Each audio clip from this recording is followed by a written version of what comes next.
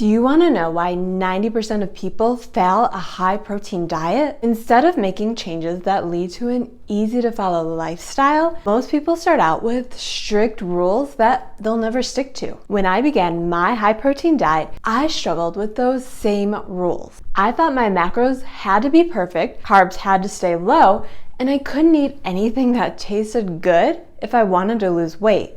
Now that I'm down 50 pounds and easily maintain a healthy weight, I understand that strict rules have no place in a successful diet. Because if your plan is too hard to stick to, then you will fall into the 90% of people who gain everything back. So in this video, I'll show you 3 steps you can follow to make a high protein diet easy.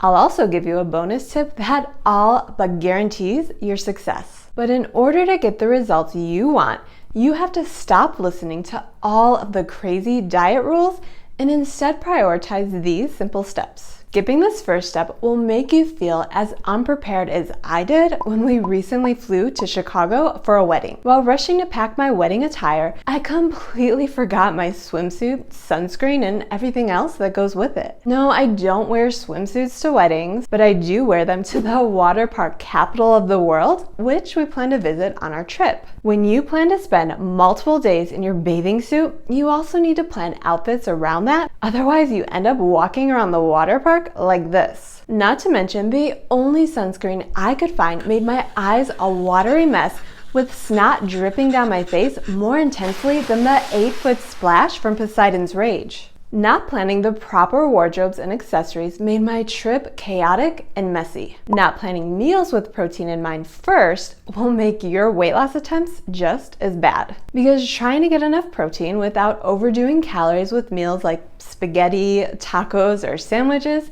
isn't easy without some planning. You can still eat all of your favorites while losing weight. You just have to figure out how to make low-calorie, high-protein versions. If I want spaghetti, I figure out how to make a high-protein meat sauce first, which is easy to do when I start with 2 pounds of lean beef, add my favorite veggies, plus a jar of low-sugar sauce. To figure out the macros in the meat sauce, I add everything into Cronometer as a recipe, and then calculate my serving size in grams. In case you haven't made your own recipe in Cronometer, let's walk through how to do this.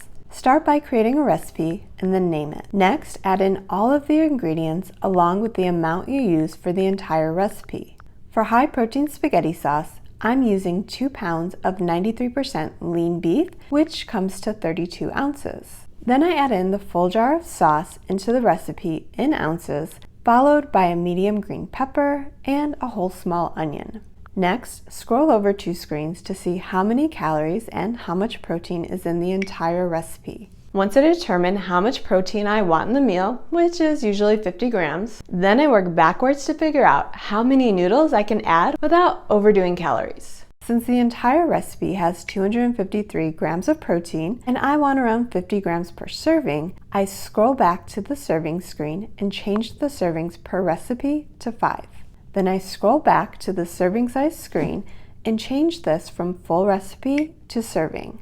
This shows me that there's 355 grams in a serving, which breaks down to 467 calories with 50 grams of protein. Let's say I want to keep dinner somewhere around 600 calories. That means I've already hit my protein target for the meal, plus I still have 165 calories for extras. Since my goal is to keep the spaghetti dinner under 600 calories, I have to figure out how many ounces of cooked noodles is equal to my leftover 165 calories. To do this, I pull up spaghetti noodles in Cronometer and make sure I'm using the cooked version, because logging in the dry noodles gives you different results. Once I find the cooked noodles, I see that 1 ounce is equal to 45 calories, which means I can add somewhere around 3.5 ounces of noodles to my 326 grams of sauce and enjoy a delicious spaghetti dinner for under 600 calories with 56 grams of protein. Whenever Taco Tuesday rolls around, it's easy to hit my protein target whenever I start with 6 ounces of lean beef, since that's 46 grams of protein and only 326 calories. When sticking to my 600 calorie dinner,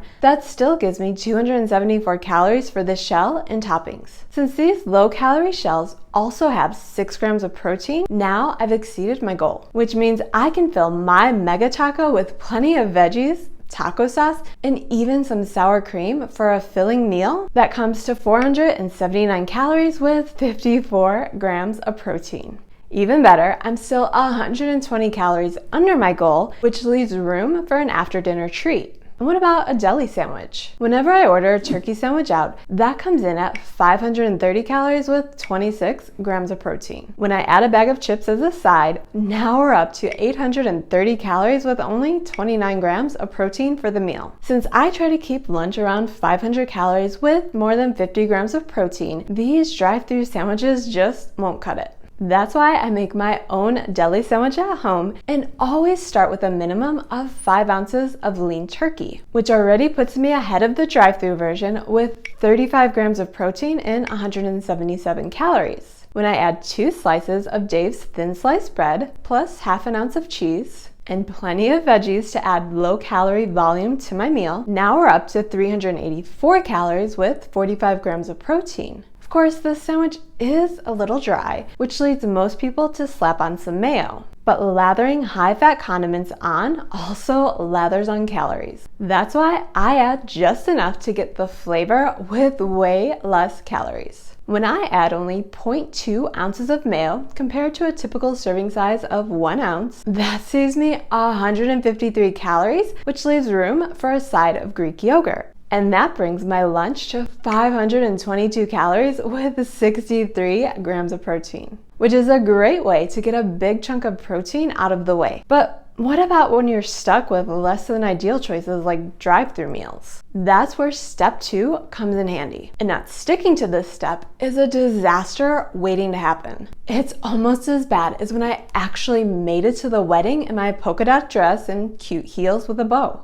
Since I don't get out much, I have one pair of all-purpose heels that work with almost any dress. The problem? These 6-inch heels don't work with me, because less than 2 minutes into wearing them, I knew that I was bound to break an ankle only one cocktail in. 4 minutes into maneuvering the reclaimed wood steps, me and the all-purpose heels were done. Thankfully, I knew my old lady self couldn't hack it, so I came prepared with these rolly flats. Even though I got a few sideways glances from the more fashionable guests who apparently left the Hunger Games to be there, I walk freely today instead of being holed up on my couch for the next 6 to 8 weeks waiting for my ankle to heal. Just as I knew I had to come prepared to avoid broken ankles and splinters, I equally understand that I have to be prepared to boost protein throughout the day in order to hit my protein target. Because even though the tiny grilled cheese and tomato soup appetizer was delicious, ain't nobody reaching their protein goals with options like that. Thankfully,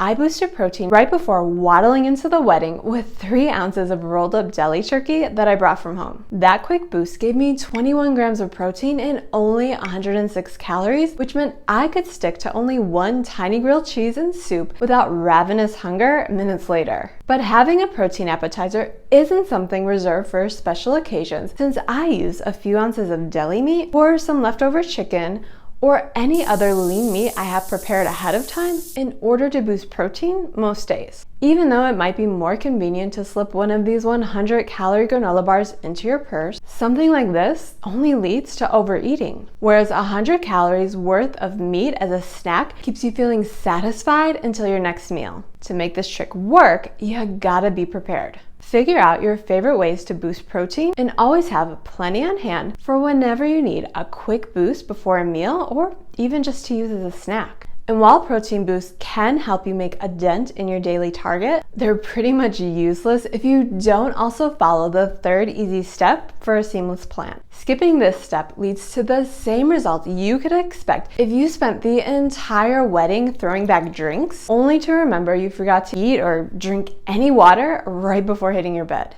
Because if your body reacts similar to I drank way too much in my 20s and now I am paying for it in my 40s body, this kind of forgetfulness only leads to a full night praying to the porcelain god, followed by feeling like death for at least the next 3 days. Whereas if I remember to drink a glass of water before every cocktail, and have a solid meal in order to soak up that alcohol early on, I will have a way more peaceful morning. The same thing goes for protein. If you start your day with low protein meals and don't put much thought into your protein target until the end of the day, then you too will be right next to that toilet dealing with Montezuma's revenge. Okay, so that doesn't really make sense because you just forgot protein. You didn't engage in an all-night banger, but you definitely won't find success with your high protein diet. That's why you gotta start the day strong with the right type of meal. Starting the day with a high protein, low calorie meal gives you wiggle room for any cravings that might pop up later that day.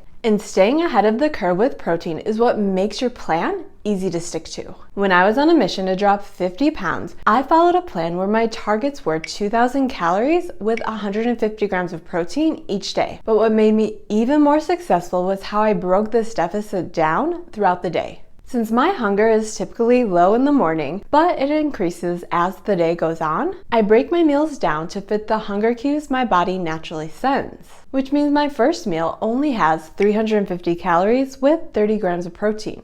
I follow that up with a mid-morning coffee with collagen, which helps control hunger until lunch. Then I keep lunch around 500 calories with 50 grams of protein, which leaves room for a 200-calorie afternoon snack. Following this schedule leaves me with consistent energy and a steady flow of protein without the overwhelming hunger I've experienced on other diets. Plus, I still have another 870 calories left over for the time of day where I feel the most hunger. Not to mention, a bigger meal with extra carbs helps me sleep like a baby. Not only do I get to enjoy the meal that I spend the most time preparing when I allow myself a bigger dinner, but I also have room for an after-dinner treat so I never feel deprived while losing weight. But do you want to know what makes following this schedule even easier? Check out the first tip in this video. I mean, the rest of the video is amazing too, so be sure to watch till the end, but that first tip is fire.